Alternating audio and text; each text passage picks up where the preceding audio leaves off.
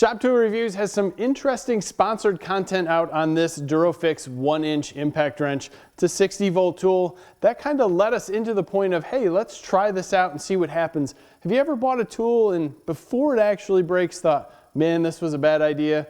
That's this tool. This dude's done.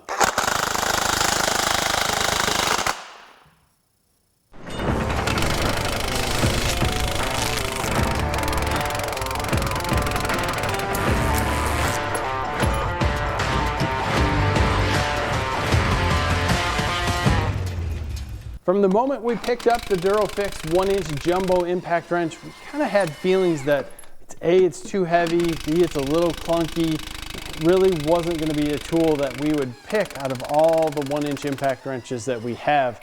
And while we're working on our trailer, putting new brakes on it, we kind of got the feeling right off the bat that this was not going to be a tool that we were going to recommend. There is way too much vibrations being sent back to the user while this is in use. We figured this out pretty much on the third lug nut, and that's pretty sad. As we're going through removing the lug nuts, I'm trying to get Adam's hands to show you exactly how much vibration we're getting back through this tool.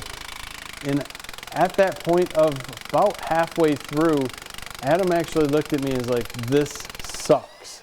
So we kept going and pushing through it, but by the time we got done with the first wheel, we were at the point of our hands are almost numb. That is how bad this is. That's not going to be good for the batteries. That's not going to be good for any of the wiring in the tool or longevity of this tool at all.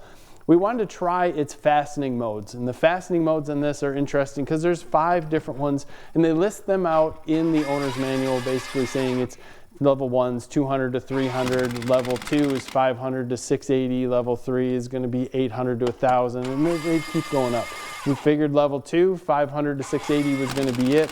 And while we're trying to put some of these lugs back on, just to get a feel for the auto fastening, it's not working.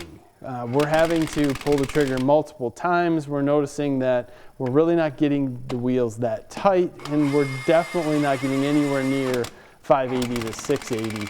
So we're not even getting anywhere near 400. So we moved up to level 3. Level 3 seemed to do it for us, but it seemed to hammer and impact a little longer. And we might be getting them just a touch tighter than we wanted.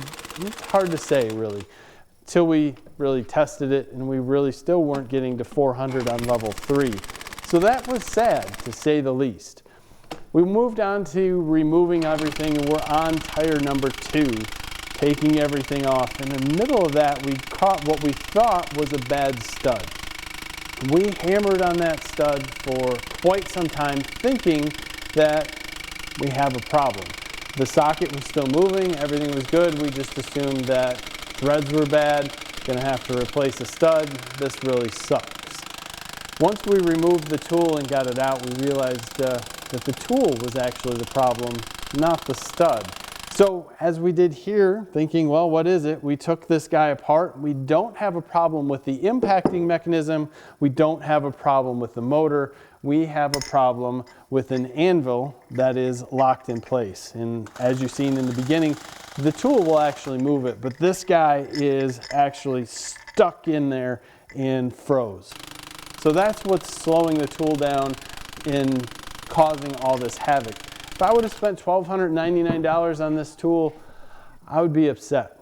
Very, very upset. And in fact, my recommendation to you guys, if you're going to be spending $1,299 on any of these tools, look at the Milwaukee, look at the Ingersoll Rand, get something that has got some time on it. There's a ton of videos out there. In fact, we have videos out there.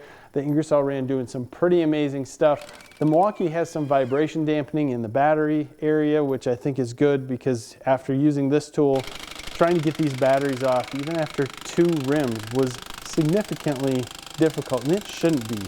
These little guys are vibrating on there and really putting some abuse to the internals of this battery, the internals of this tool, and the wiring. That's really not good. So if you're in the market and you think that this Durofix might be for you, I'm going to give you a word of caution. Maybe you should look elsewhere. As always, guys, give us a like in this video. Leave your comments on everything below. Thank you for your time. Have a great day.